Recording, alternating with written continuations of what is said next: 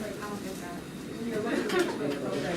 I look at the courses that you have. Did it say that it was all running at all? I didn't. Don't even apply to the program. Yes. You don't want to go somewhere to the course and you're miserable doing all that. Right. Like, I'm drowning in it, but I'm happy about it. Yeah. Like,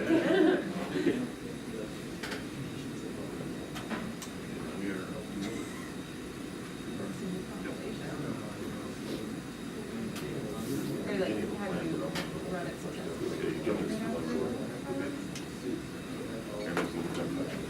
Some people ask how they should know if they should be more professional or like. Good afternoon. Welcome to today's Weather Watch. What we'll be talking about today will be, first of all, just a brief discussion of a significant snow event that occurred earlier this week in the western United States in the High Plains, parts of Montana, the Dakotas, and Wyoming, where they received upwards of up to 28 inches of snow in some places. So that was a pretty impressive storm, so we'll look at that. This is just, Pete alerted me to this event and just a short write-up that's on the Capital Weather Gang's page. For those of you who don't know, sort of the origins of Capital Weather Gang came from a blog posting that one of our former graduates, Jason Samanow, put together years ago, and now it's incorporated to the Washington Post. And so they do a lot of good, interesting reporting on weather and news related to weather and NOAA and things like that. So great place to look up weather news or to follow on Twitter.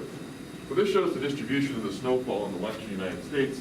Again, you can see some pretty impressive totals for this sort of relatively early season snow event, but this is the time of year you begin to see these significant snowstorms. What we'll do is just look at some elements in some of the forecast models from earlier in the week that contributed to the event, see some of the pieces that came together associated with it, and then we'll move on, say something very briefly, another thing from Capital Weather Gang about the La Nina that NOAA has finally officially forecasted to start up, or has started, will last through the period of this upcoming winter, and briefly talk about the implications of that, but I'll admit right off the bat that I'm not a big La Nina, not that knowledgeable about it, so I haven't done my homework on that so much to talk about it in any significance, but I urge people that do follow that to chime in. And then we'll talk about some of the current weather, a pretty quiet pattern across the United States going forward, but we'll also incorporate some of the diagnostics we've been talking about in 452 recently into the discussion for today. So there's our snowfall. What we'll do is first go to the next page. This is an interesting image.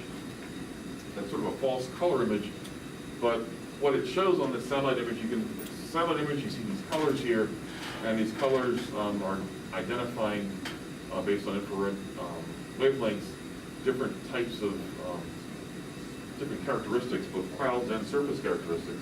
And this green area, what's in color green right here, is pretty much identifying the snow that's on the ground. Okay? I can't go into all the details about how this image is created, but the key thing here is that the green area that you see here that's not moving much, you see the clouds themselves moving, is associated with the snowfall on the ground. And you can see a pretty sharp edge to the snowfall. We saw that in the Capital Weather Gang's, the analysis they took presumably from NOAA observations for this particular event. So it's a nice depiction of where the snowfall fell. Obviously this is a few days old. The snow occurred roughly from the period the 11th or 12th through the 13th, or later, or early on the 14th, when they got those big totals. And so this is, the snow that's on the ground. Obviously, with any clear skies and warmth during the day, it's going to begin to shrink. And so if it'll go to this page over the weekend and follow it, you'll see it shrinking over time as the ground heats up. So let's go to the next. We'll skip one, we'll go to the polar weather. So this is a website put together by Tomer Berg. He's at the University of Oklahoma, and a really nice site that clearly depicts lots of the really crisp relief, a lot of weather data. And this is taken from his site. We're looking at 500 millibar relative vorticity. We can scroll down just a little bit, Pete, please. This is just to make sure we have all the right times. This is for the GFS initialized on 0Z of Tuesday the 12th. Tuesday's the 12th, and so the key feature that we'll see that led to the development of this really impressive cyclone is this trough that's over California, just moved inland on coastal California earlier on the day. This is going to be associated with an upper level front. If we looked at upper levels, you would see there's a really tight temperature gradient associated with this. The shading pattern here is the vorticity, the relative vorticity. The black contours are geopotential height, and the wind bars are clearly depicting the wind. And as we step through this, scroll down, you'll see the little step. You can do that. You can see how this vorticity begins to congeal, come together at the base of this trough. You can see some height falls associated with it as this cutoff, really robust cutoff forms. And even though the heights are now beginning to fill over time, and you can see this nice strip of vorticity, you can see downstream of it, we stop at this time. This is relative vorticity of the observed wind, not of the geostrophic wind. But would imagine, man, the geostrophic vorticity is going to be nicely maximized in this region with strong curvature. We know it will be an overestimate of the observed vorticity. Look at this big blob of vorticity in this region, and then downstream of it, with the flow being somewhat diffluent, downstream of this, pretty good area of vorticity advection in upper levels of the atmosphere. If we look at lower levels, you'll see that there's not as much relative vorticity advection or geostrophic advection of relative vorticity. So this is going to be a favorable area for some ascent. But we have other diagnostics we can come to use that. This is a 27 hours of forecast. Let's keep stepping ahead, please. We'll end up at about 36 hours with this. But you can see this really robust maxima in vorticity. Again, downstream of it, there is certainly advection of relative vorticity here. We know the classical quasi-geostrophic omega equation. What we really want to look at, and I'm not showing you this, is the change in geostrophic vorticity advection with height. If it's increasing with height in this area, and we have favorable temperature advection pattern, that's going to contribute to, that should contribute to a broad area of ascent downstream of the upper trough. So let's, first of all, before we look at omega, let's look at the temperature advection. This is one quantity I had not looked at. We'll look at that's 700 millibars. Just to be a little bit low. Those are too small. Yeah, well, that's okay. We'll start with this one. And you can see a pretty broad area of warm advection downstream of the upper trough. What's also plotted on this map. Let's actually find the legend on this. It's on the left side. On the left side right here. Here are all the elements that are being plotted. Temperature advection is the fill pattern. The frontogenesis is the contour label here. They also have isotherms on this particular site with the dashed contours. And we have the winds plotted as well. And we can see, in a gross sense, localized warm advection focused over this region. Let's go back to 36 hours, please. Okay. Localized warm advection over a pretty broad area, so we might expect. And this is in the area where we saw the downstream of the upper trough was focused over this part of the country. And there's also this strong region of frontogenesis that's diagnosed here. You can see that from how the winds are interacting with the isotropes in this area. So there is confluent flow along these isotropes, this bundle of isotropes, and that's going to be associated with frontogenesis. We have warm advection here, colder advection here, so along that boundary is where we're going to see the strong frontogenesis.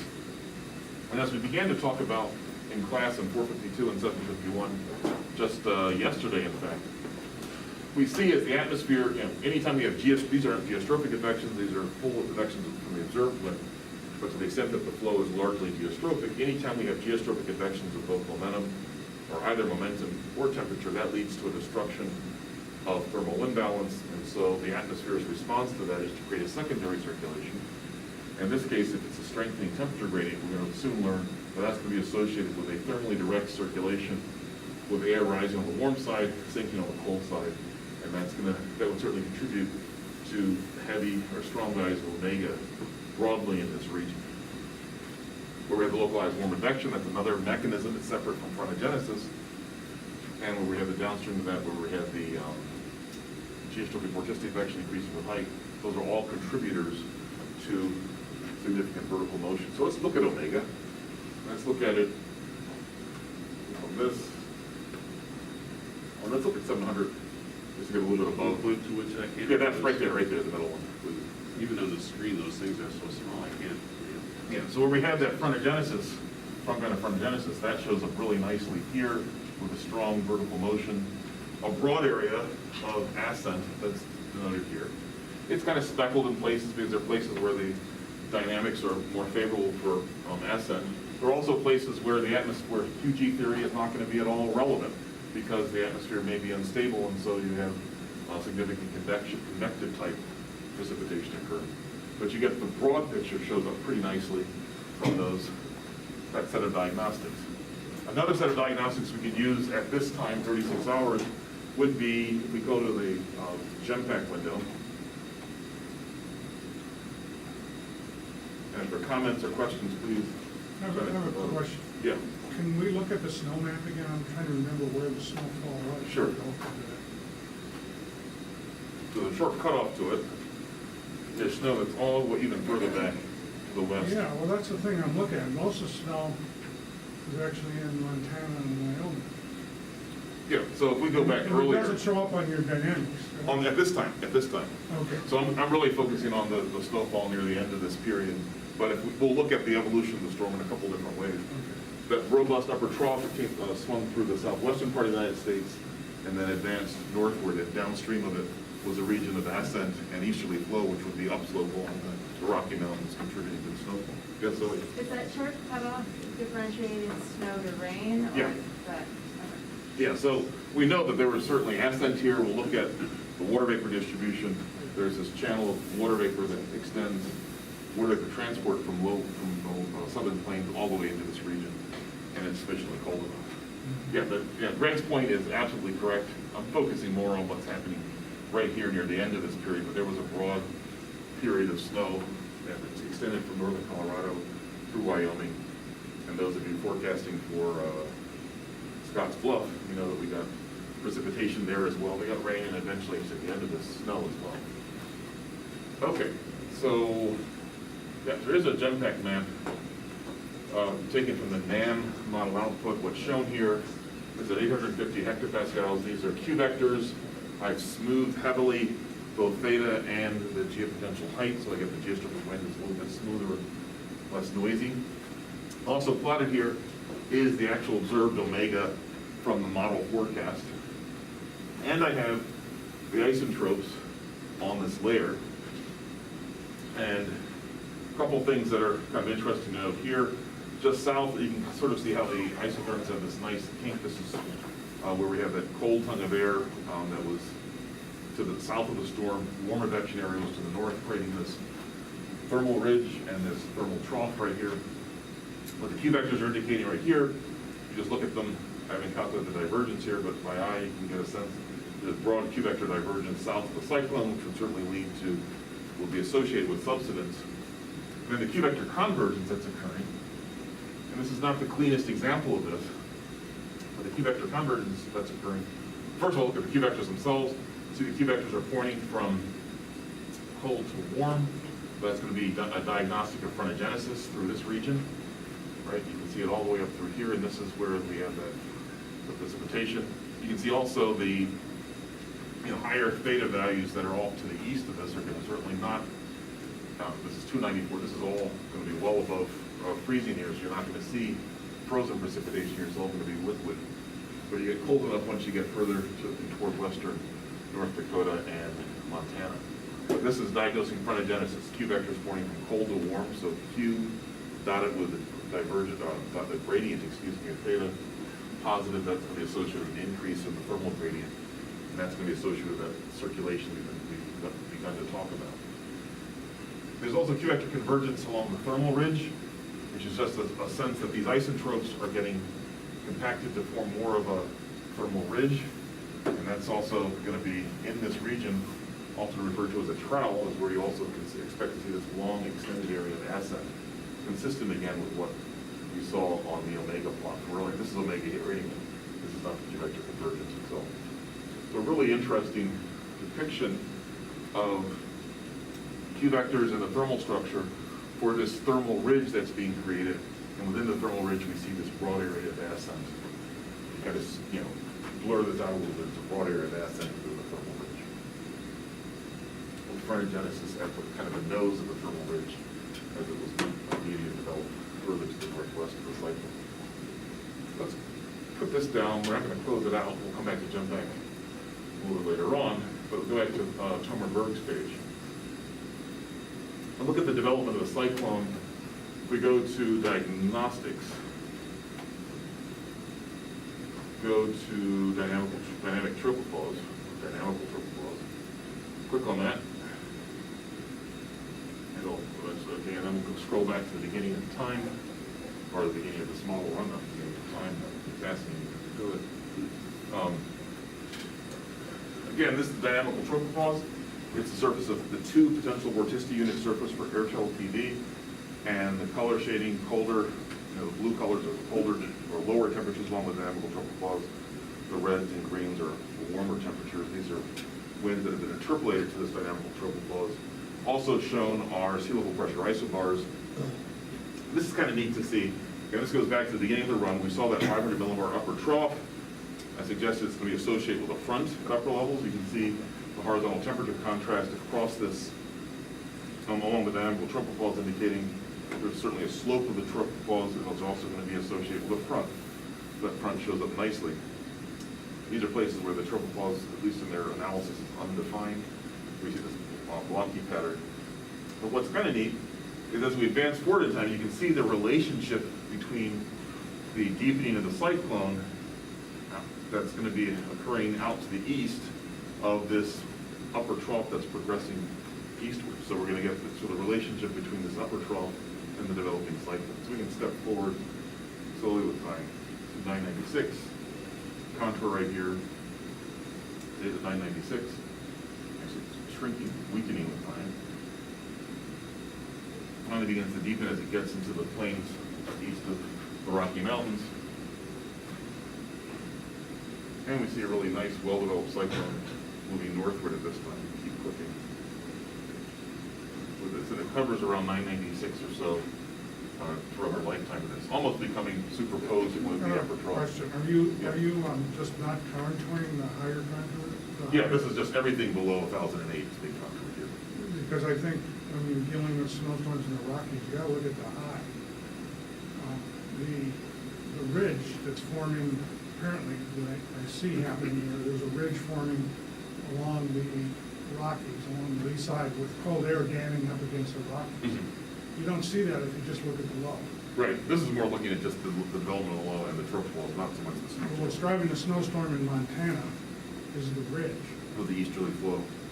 Well, it's not so much the easterly flow in the ridge. That's important.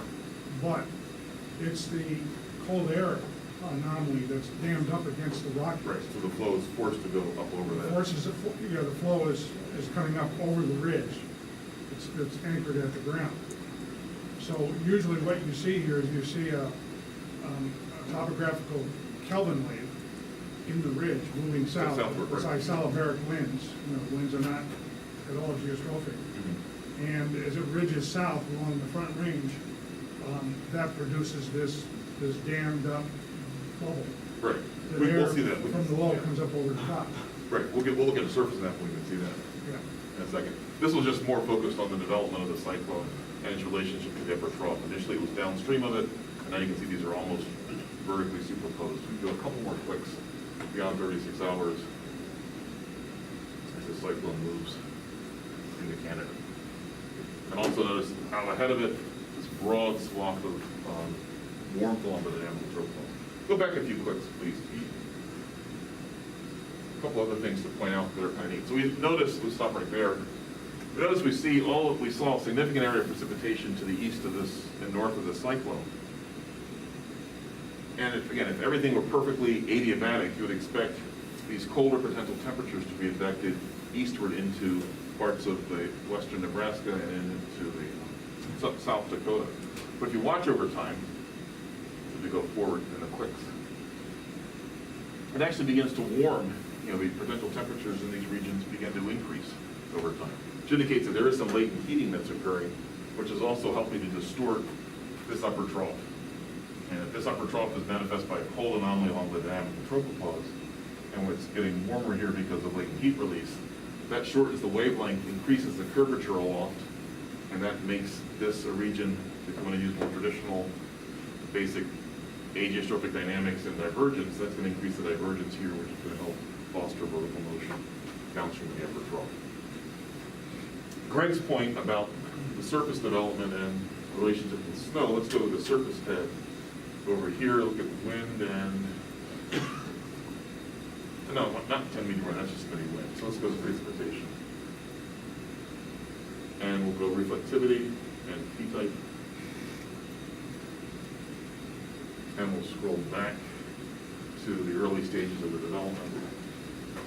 And I haven't looked at this carefully, Greg, but I understand what you're saying. Is this the surge you're talking about with the cold air? Yeah. So you can see, as pressures are falling to the south, we get this cold air that's been, you can see in the sea level, the near surface isotherms, you can see that there's really a lot of cold air here with a strong thermal gradient in northern Wyoming, southern Montana. We get a step forward in time. As the cyclone begins to develop, you can see how these isotherms form a wedge, and this is really right along the east slopes of the Rocky Mountains here. So this cold air is being forced southward. It's not quite making it over the mountains, but it's sort of dammed up here. And so what that does is, if you can imagine this cold air is really dense, it's effectively projecting or enhancing the slope of the mountains. These mountains really are, there's a gentle slope from the plains to the mountains. Get this cold air here, it kind of effectively makes this even more of an incline. So that when you have this easterly flow, that area is forced to rise even more abruptly, and that can lead to an extensive area of precipitation. One of the things that's hard to understand when you live in Rockies is that you look at the dew points at the surface, and you think of upslope. You think of the air moving upslope, and this is causing the snow. There's nothing further from the truth, because the dew points there tend to be extremely low. Right. And you can't figure how you can get so much snow out of those dew points. But what's happening is, in this particular case, air is coming from Texas up over the top of that cold air, rising over the, and the cold air is anchored there by the mountains, Right. producing that Kelvin wave effect. Same thing happens on the East Coast near Boston, Right. from the Berkshires. But this is very strong in the Rockies, and almost all of the major snow events in the Rockies are associated with upslope over the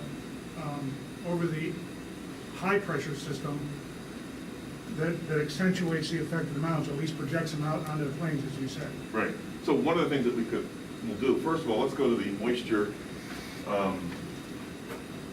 Let's find it here. I think maybe under let's see if it's under diagnostics. Let's look at it with moisture. Yeah, there we go. And let's look at integrated vapor transport. We can also look at this. So Greg's statement about how this air is coming from Texas.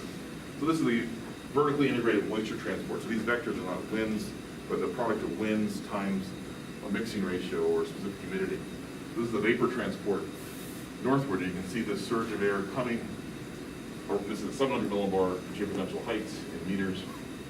So originating from low latitudes, and this water vapor transport is headed to the north of this developing cyclone. Let's go ahead, let's click ahead a couple of clicks.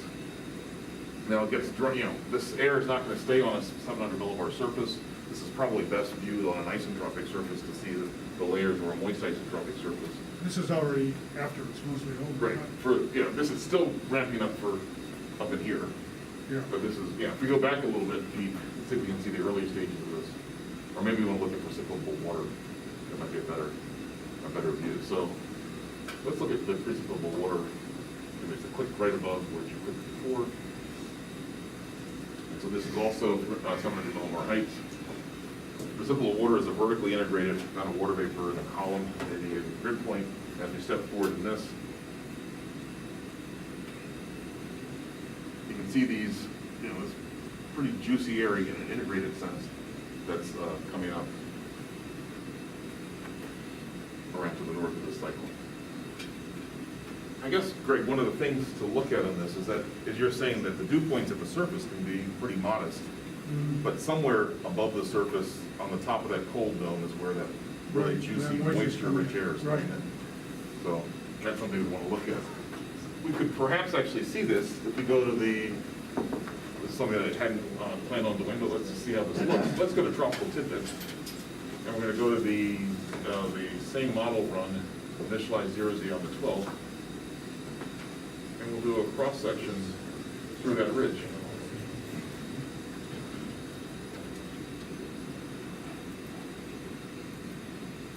Another tropical sea. Oh, that does sound good right now.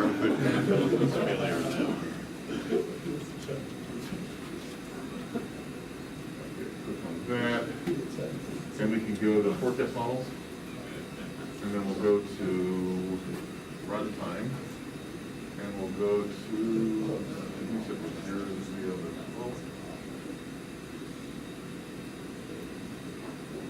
and then let's go to 40 hours on the forecast. This is the right run. Okay, we can go a little bit, we can go back a little bit to 24 hours. And maybe we can make this larger by, can we make this image a little larger? All right. And we'll go back to 18 hours. So we get a good time. Okay, so you can see here again this ridge, high pressure. Again, the cold air is going to be trapped against the Rocky Mountains here, and the warm advection that's occurring here with the cold air is kind of sneaking, nosing its way down. Hydrostatically, you'd expect in response to this really dense cold air close to the surface, that's going to give you a pressure ridge, right? Just the hydrostatic equation you integrate, you're going to get higher pressures here on either side of this. Let's take a cross section through. Oh, this might be just like controllers. Yeah. You can make it more northwest, southeast a little bit. Okay, like this? Yeah, a little bit more like that. Yeah, but up here, sorry, you may have to let go of that and just end it. Yeah, that's good. Okay, and then we'll just submit this and we can change the variables that we're looking at on this. So this shows, so theta. Let's change what we're looking at here. Instead of theta, I'll look at theta first. Maybe just the potential vorticity for this, and that has theta on it, I believe. Okay, so this shows potential temperature in green. And we'll eventually go back to that earlier one. But you can see where the Rocky Mountains are. You can also see this cold air, right? This dome of cold air with lower values of potential temperature, 290, 295, 300, that are in this region. You can also see, this is a low-level jet. The dash contours on this actually happen to be wind into, that seems weird, but wind, a southerly wind. It's over here. Southerly Well, wind. it could be, because the way, yeah, I think the moisture's coming from the southeast. Right, this is right. I'm thinking of this cross section. It's not a north to south cross section. That's why this isn't as dramatic an increase. We may want to go redo one that's a little bit more like this. Let's click again back to the earlier one that you had. So that's theta. You can see the cold dome, at least when it was playing with this cross section. Here's omega. You can see the air rising here. This is theta E, so it's going to capture also the impact of moisture on this variable. As you can see again, how this cold dome is manifested. You can see the vertical motions. All these blue areas are ascent, the gray areas are descent. So broadly, upward motion here with some frontogenesis indicated here in the pink contours.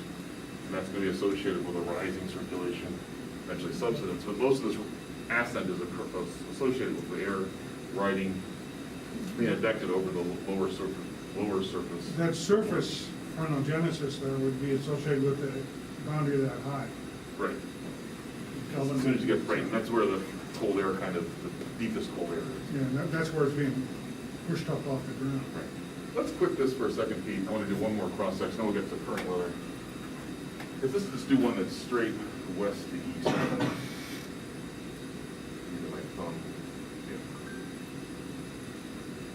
So submit that, and we can change the, that gives, you know, a bit more, let's change this back to the other, what was it, the PV. Even though we're not interested in the PV at this stage, we're just looking at the data here. It was better the way that Greg had it earlier, but you can see the cold air, again, it's right up against, kind of stuck up against the Rocky Mountains. Again, this already has a natural slope as you go from west to east. But with the cold air here, that kind of accentuates the slope and forces the air to rise more abruptly. You have mixing ratio on it? Don't have mixing ratio on it. I think we got, if we go back to the types, look at omega, relative humidity and omega. Yeah, relative humidity doesn't tell you anything. Yeah, so relative humidity, again, is going to be a function of how cold it is and how moist it is. Yeah. But you can see it's quite saturated. What as I'm air. looking for is the stream, the river of moist air coming up. And you Right. can't see that in relative humidity, you gotta look at Right. mixing ratio. Yeah, we don't have that on this. That would be a great case to look at.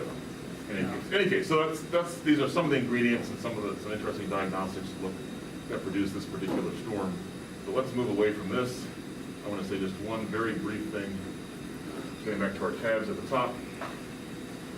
Again, the Capital Weather Gang, which is highlighting the fact that the Climate Prediction Center, NOAA's Climate Prediction Center, is talking about La Nina coming back after several years period of which we've kind of been on the border between an El Nino or La Nina. El Nino being characterized by sea surface temperatures in the eastern central Pacific being above some sort of climatological mean. La Nina being the reverse of that. It's like La Nina is going to be, has returned. If you click on this link right here, which I think is the article, and scroll up a little bit. I don't remember where this is. In terms, this has an impact on a lot of things, both, the upcoming, the current hurricane season is beginning to wind to an end, and maybe the upcoming one. Basically, when we have a La Nina scenario, that often means a vertical shear over the Atlantic decreases, so it could mean an increase in hurricane activity. If this were to persist in the next summer, that would be a concern. And then over the western Pacific, the vertical shear increases due to these sea surface temperatures. It's a longer discussion to have about how the sea surface temperatures project onto circulation patterns at higher latitudes. But it also has an impact, more immediately on our upcoming seasonal forecast. I'd rather use the Weather Service's forecast than private sector, just because it is the Weather Services. And I think, kind of point out, I think an easy thing about La Nina is, if you think of El Nino, where it's warmer, the intertropical convergence zone tends to be stronger on the eastern side of the Pacific than usual with the El Nino. And the result is you get subtropical jets that come up into the southwest U.S. and they influence California and Texas with a lot of rain. La Nina is kind of the opposite. You get fewer subtropical jets ridging up over southwestern North America, and instead they ridge up over the central Pacific. Right. And the Southwest is cut off. So it gets dry It tends there. to be very dry. Right. Which is what California doesn't want to see right They now. want to see that. In fact, if we go back to that NOAA, maybe closer to the top of this, if you scroll up, sorry if you go back and forth here. No, we have it somewhere around here. So maybe it's a little bit further. There we go. So this is what Greg was referring to. During La Nina, typically you'll get a broad ridge blocking a high pressure or anticyclone over the central Pacific. And what that does is diverts the storm track instead of coming into the central Pacific coast or the southern Pacific coast or the southwestern United States, bringing lots of precipitation like you'll typically see during El Nino years. This blocking anticyclone can basically redirect storms and their associated moisture much further to the north, keeping the west coast dry, and you might get a trough in the eastern United States that things wet along the east coast. And that also means the possibility of some cold surges from Canada over us as well, depending on where the axis of that ridge ultimately sets up. So the CPC's prediction, somewhere on here, and it's easier for me to click on it, go down to 3-month outlooks, and we'll go to, let's look at the winter outlooks of DJF. Click on this, please. And so what they have for CPC, at least I think this was issued, they haven't updated it yet, so this is before they issued the the revised forecast for La Nina. But they had, and we'll see this, look at this next week, so I think it should be updated. Basically, the southern and southeastern part of the United States being above normal and cold over the Pacific Northwest. And again, this is the outlook from September. Again, just in the last day, they've announced this La Nina returns, but above normal precip was forecast for the Great Lakes region and below normal for the southern part of the United States. So if this is going to be consistent with typical La Nina patterns, when we look at the updated forecast for the season, it probably is going to indicate maybe greater chance of below normal temperatures in the central part of the United States. Warmer in the west and also drier in the west. I imagine this is going to probably be eroded, be just dry for the western United States. Again, not what they need. I'm just sort of projecting what I think is going to happen based on prior La Ninas and the storm track that's associated with them, but I am not an expert on them.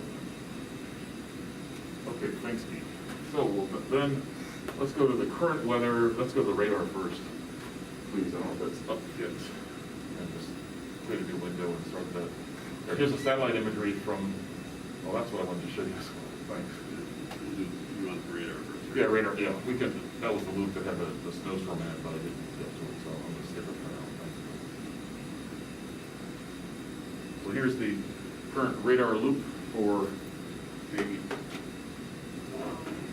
country. So composite radar loop. You can see a broad area of precipitation, multiple bands of precipitation. We'll see one of these bands is associated with a cold front that's slowly moving eastward across the central part of the United States.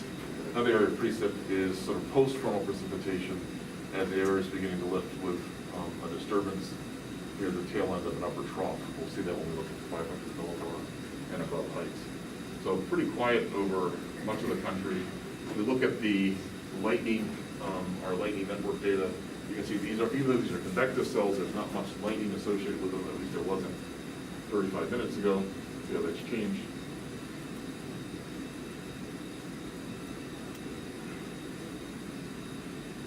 Pretty quiet with those. So lots of scattered shower-like activity, but most of it's not with much light. It's just going to be complete with that. Let's next go to the surface map. Right, let's go to the satellite image for CONUS visible, and then we'll go to the surface map.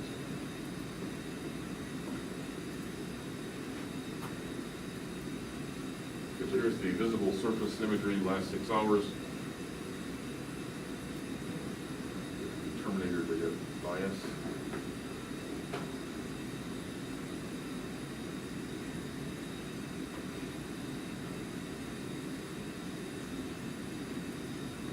Okay. So you can see in the visible satellite imagery, just as we might have suspected, we see these bands of clouds, some of them producing very light precipitation, sort of 3 bands of clouds. This is some of the post-frontal precipitation was being developed in parts of southern Kansas, along the front, or just ahead of the front, this precipitation from eastern Texas all the way up into the Great Lakes. And then another band of convection just ahead of that, that's not directly associated with the front. You can see the visible imagery again, the vestiges of the snowfall that occurred earlier this week still shows up nicely there in the visible imagery. So let's go to the surface map. A couple interesting things. With the sun up, it hasn't been up long. You may want to see the impact of the solar rate of the snowfall on surface temperatures. But first we'll just go to the big map for the U.S. and we'll click on upper Midwest over us. See how it's going outside right now.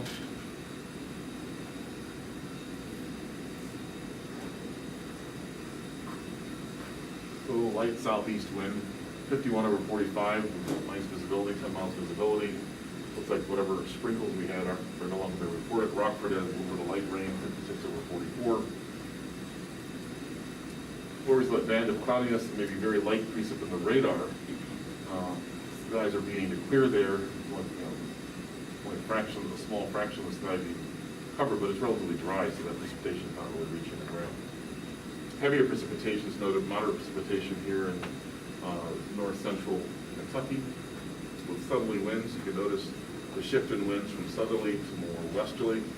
Okay, so the place of front roughly in this location. You can also see the pressure trough that's along that front, 1013.0 down to 1011.6, 1011.2, and the pressures begin to rise, 1012.8 2014.6. So nice wind shift and pressure trough that's associated with that boundary.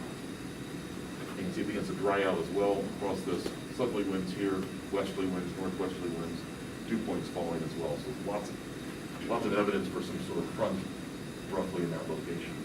Let's go to the Pacific. Let's go over to where we have the snowfall and see if there's much of any evidence of the impact of that. It may be too early in the day to see this, right? We have the snowfall roughly in this region, but you can see temperatures 49, 46, 45. This doesn't really show up well. We also have elevation changes. So this, I would say, look later this afternoon out here over Montana. You probably will see evidence of the impact. I think we have clear skies there for the day. Where there's snow cover, it'll probably be several degrees cooler than it is on areas where there is no snow cover. And so that will be kind of an interesting thing to see. The impact of snow cover on temperature becomes important later in the season. At a forecast city, Scotts Bluff, 47 over 28. I think they got down to just freezing overnight, so it didn't get cold enough. My forecast, which I thought was verification I was entering, turned out to be the atmosphere got it wrong, but what do we do? I forecasted 29, it was 32. Atmosphere was wrong, not. So that's a joke, folks. That's a joke. Okay. And finally, let's now look at some of the maps above the surface. And we'll start at 250 hectopascal. And you can see, again, a really nice upper trough. We're mentioning that we saw some clouds that were streaming out ahead of this upper trough and a little bit of a band of precipitation. It's not reaching the ground because it's relatively dry, but we do have a really nice upper trough that's located over the central part of the United States, and we'll see in the forecast, this is expected to progress over us over the next 24 hours and eventually help develop a storm in southern Canada, a cyclone in southern Canada over the weekend. So we'll see the evolution of that. But again, this is not going to be as important or as significant as the storm was over the Wyoming and the Dakotas earlier this week. Okay, let's go down to 500 millimeters. Just look at the structure of the trough at that level. Looks pretty similar. We can see here nice baroclinicity in the upper troposphere. Again, these are every 5 degrees Celsius. So really significant thermal gradient that shows up along here. We can also see significant cyclonic shear of the wind. So there's nice area of shear vorticity and as well as curvature vorticity near the base of this trough. So this is a pretty, the upper trough has some potency to it, but it doesn't have much to act on, as we'll see when we get into the lower troposphere just yet. Let's go down to 850 hectopascals and see the baroclinicity down there. Does this space up there look a little bit like a shark? A sharknado out in the Atlantic? A little bit more. Melissa Regan shark. Feeling my Melissa Regan. 250? 850. Please. And then at 850 hectopascal, that front that we saw at the surface, we saw baroclinicity in the mid-troposphere associated with an upper front. This is the surface front. We know it slopes upward over the cold air, so that boundary is a little bit further to the west, at least at 12Z. There's the geopotential trough that we see there. There's the very conspicuous wind shift, as well as we can look at the influence of these winds here. And these winds are difluent along here, so there's confluence along this baroclinic zone. And so this would be a front that you might call or characterize as an active front with frontogenesis occurring along this boundary. And with that, again, we'd expect to see broadly a linear band of ascent occurring ahead of this boundary. To the extent that everything is stably stratified, that would lead to some prefrontal precipitation. And we're going to check that out in just a second. By looking at these winds, looking at how the geostrophic wind changes along an isotherm, talked about that before. Winds here are out of the north. Geostrophic wind will be out of the north here. Over here, it's out of the west-southwest. So the change in geostrophic wind is going to be a vector pointing in this direction toward the northeast, almost right along the front.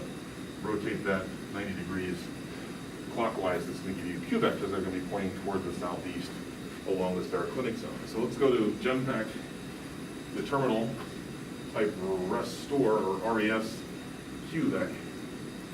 If we go, if I hit return there, please. GD plot. Res space QVEC. Run. And what's going to be plotted here, again, are heavily smooth Q vectors, but not maybe smooth enough. And let's go to, this is at 3 hours, let's go to 6 hours in this. So what's plotted here are isotherms at 850 hectopascal, the Q vectors we've talked about before. The G date time equals F06, let's say.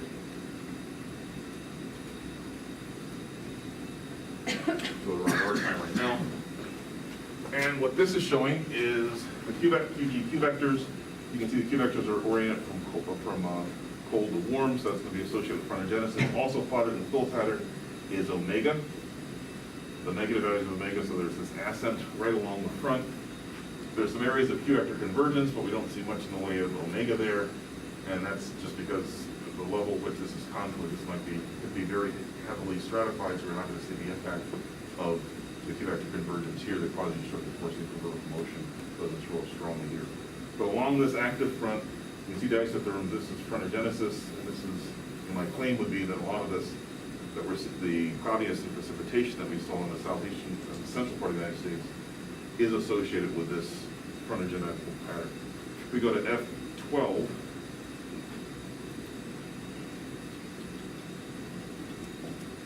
this is progressing eastward. We'll see a very similar pattern. Again, nice strong Q vector divergence, so clearing out in parts of Texas with subsidence expected. I'm only plotting the vertical motion being positive values, or omega negative through here. This vertical motion that you see here, I don't think is at all related to the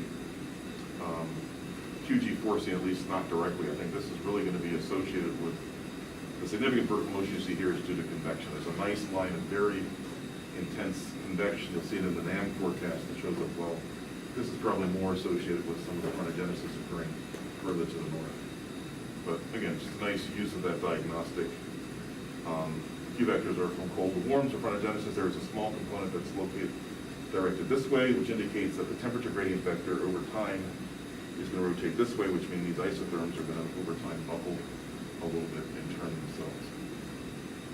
Okay, let's finish this off with looking at the NM5 forecast run from this morning, right here, and we'll scroll down, try to get the answer, then look at what's the question. Meteorograms, again, forecast for tomorrow a little bit cooler than today, is that rates built in, and then significant warming trend beginning on Sunday. We do dry out significantly, so we get 2 points below freezing. There is a concern, I guess, the Weather Service was talking about this yesterday, about the possibility in south central Wisconsin of some areas maybe experiencing frost if things clear out and we get light winds. So something to watch out for. This direct model output doesn't really suggest that, but we can look at some other things before we end. The NM5 this morning had a little bit of precipitation, maybe barely 1/100th of an inch, but basically this is a dry weekend coming up. Next image we'll go to is the time height section. We can see our upper trough that passes by us, the dynamical tropopause. Here are the isotropes. Here's that period of ascent associated with the passage of the front earlier and the arrival of the upper trough. And you can see it stays relatively moist in the boundary layer until about midday tomorrow, and then things begin to dry out. You get the cooling overnight with this, and basically northwest winds throughout the period, maybe getting enhanced tomorrow afternoon with some mixing from aloft with winds, maybe 10, 15, maybe 20 knots at the surface, breezy tomorrow. So I know we have a game over at Camp Randall tomorrow, so it's something that it's a little bit chilly. It'll feel chilly with the breezy conditions and temperatures going at upper 50. Let's look at the surface now, please. And we'll start off at 12 hours of forecast for this evening. Okay, the upper trough shows up nicely, at least in the thickness field. You can see this weak surface cyclone is forecast to develop downstream of it in just north of Sandusky, Ohio, over Lake Erie. there's a really, called a baggy trough, a really large elongated area of lower pressure that extends to the south of it. And, you know, the reason for this trough and the heavy precipitation here, maybe this is closest to the southern edge of that upper trough where you see the strong curvature going from cyclonically curved to just almost neutrally curved. Let's look at 850 hectopascal at this time.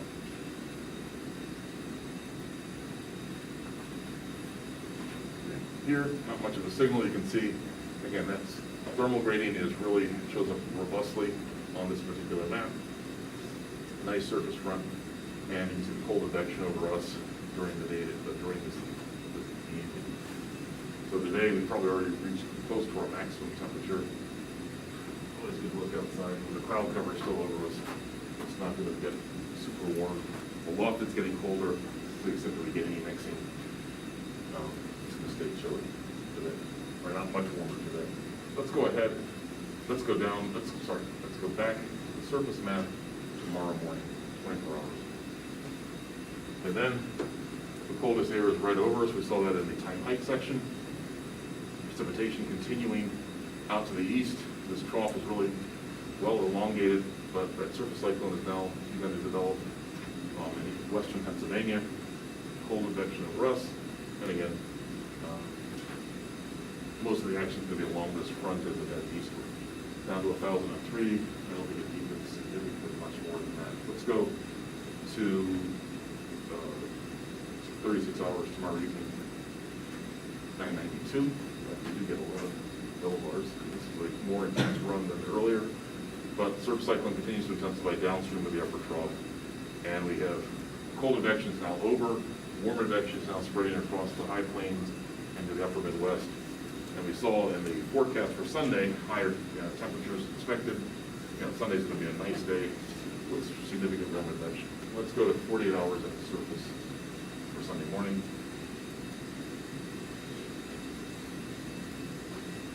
You can see the big anticyclone right over us overnight with clear skies Saturday night into Sunday.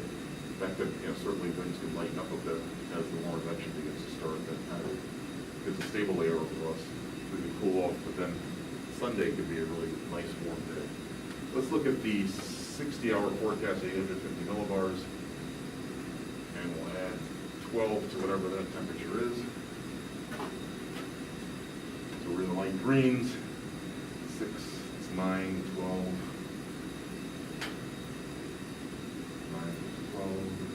21. So we could be close to 70 degrees here on Sunday. I think near the end of the day, at least 850 with freezing conditions. So let's check out Moss. Go back to the terminal and exit, and then do the GPM. Thanks. Weather -C, new AVN Moss. MSN last. Only 64. I don't believe it. So tomorrow 58. These lows are suggestive that we're not going to get anywhere close to freezing, at least here at Madison. 64 is the high temperature forecast for Sunday. We'll look at some other data. Let's do /8 of Moss. We should at least get to upper 60s. Only 63. My bet is we'll be a little bit warmer than those numbers for Sunday. Notice also the winds forecast for tomorrow night, or for Sunday night, Saturday night into Sunday, getting down to about 2 knots or so. Again, clear skies. The dew points aren't super low. These are keeping dew points basically in the upper 30 or the low to mid 30s. And we scroll up a little bit. You can see here dew points getting a little bit lower there, but the light winds Sunday morning could, this is something to watch out for temperatures maybe dropping a little bit lower than Moss has for the period. And then finally, do /new MRF Moss. So this is the Gfs Loss Forecast for the next week. And you can see cool day on Saturday, Sunday, 64, maybe I'm overdoing it. But then temperatures in the 70s for the first part of next week. And then we get cool off again back into the 50s. Climatologically, we should be about 58, 37, and so tomorrow will be pretty close to climo compared to the upcoming days. I just looked up the climatological first frost is the second of October. October, okay, so we're really well past that. Okay. So if the warmth continues, maybe a bit of a break, we get back closer to normal or even below normal by the time we get to the end of next week. Anyway, thank you, Pete, for. Can I show something? Oh, yeah, please, good. Yeah, I guess Pete, something. can you bring up the Jake page? And show something on there, which is, I think it's fascinating. I've never noticed this before, maybe I'm just, it's just my eyes. But for the 6Z jet stream, you go to the first frame. Let's go to the first frame. Okay, this is, these are the jet streams around the world. And basically there's subtropical jets in the southern hemisphere and the northern hemisphere, and this is something a little like a polar jet, sort of. Probably an old subtropical jet. But one thing to notice about this is the colors on these jets they're colored by the potential vorticity at the maximum wind level. So basically what it is the brighter colors show a lot of tropical air. And you can think of the brighter jets with the brighter yellow and red colors as being pushed by the outflow from the ITCZ, or at least tropical convection. There's a ITZ circulation that rises here and pushes against these jets. And you can see that the jets in the southern hemisphere today, this is this morning, are somewhat more being pushed by the Hadley circulation than are the polar or the subtropical jets in the northern hemisphere. And also the subtropical jets in the southern hemisphere are connecting down and actually going inside of the polar night jet. So the polar night jet comes down closer to the ground and meets the subtropical jets, and they merge at various points. There's 3 or 4 mergers here in the southern hemisphere. Nothing like that in the northern hemisphere yet, until our winter comes along. Now, a step ahead. Watch what's happening here. Okay, yeah. Now what you see happening is you see these jets over here, you're going to see them weaken, go forward in time. The push against the southern, just animate it, it goes too slow to see it. You'll see the jets all of a sudden become diffuse in the colors, much less on the subtropical jets in the southern hemisphere. But in the northern hemisphere, they're starting to get brighter, which means to me, I interpret that as a Hadley circulation tends to be biased toward the winter hemisphere. And it's pushing more to the south the first part of this week.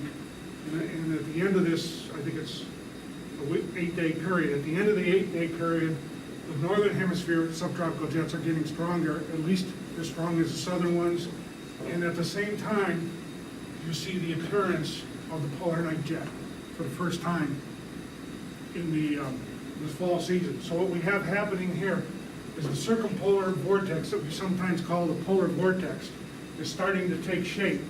And if you look at the ozone, what you see happening is the ozone minimum in the southern hemisphere is weakening and getting patchy. The northern hemisphere ozone minimum is becoming a solid center. And as a result, the polar night jet is forming around the northern hemisphere one here. So this is the first appearance of it this fall, and the subtropical jets are becoming stronger as a result of the Hadley circulation switching direction. So I think this week, over this 8-day period beginning today into next week, marks the transition point into the northern hemisphere winter. It's kind of showing up in the switching of the circulation. So do you have a sense of the timing of that from year to year? Yeah, I get the impression that it usually happens in early November. Well, that's, I mean, I don't see, I never looked at this before, where you actually physically see this happening. What I look at is when you get a continuous, stable polar night jet. And that usually happens in the first or second week in November. Okay. This is not a stable jet yet, but it's starting to form. And I guess it depends on what interval you look at the wind speed. This is at 40 meters per second. If I look down at 30 or 20 meters per second, You might see something. it's a complete vortex already. So it's growing in intensity. But in terms of just the threshold that I show it here, it's just starting to appear here. And once it appears, what you'll see happening are these subtropical jets will go up and merge with it. You know, you say, well, one's up there at 25, 30 kilometers, the other one's at 18 kilometers. But when they get close, the velocity contours go together, just like they are down here. This jet in the southern hemisphere, you're looking through the top of it, because it goes out the top of this plot. This plot only goes up to 25 kilometers.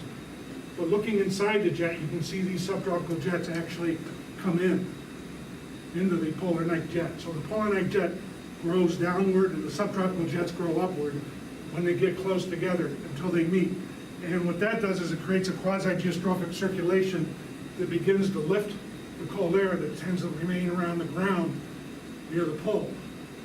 The cold air over Antarctica or Greenland and near the Arctic Circle up here is sitting on the ground right now. You don't see it very cold at 850.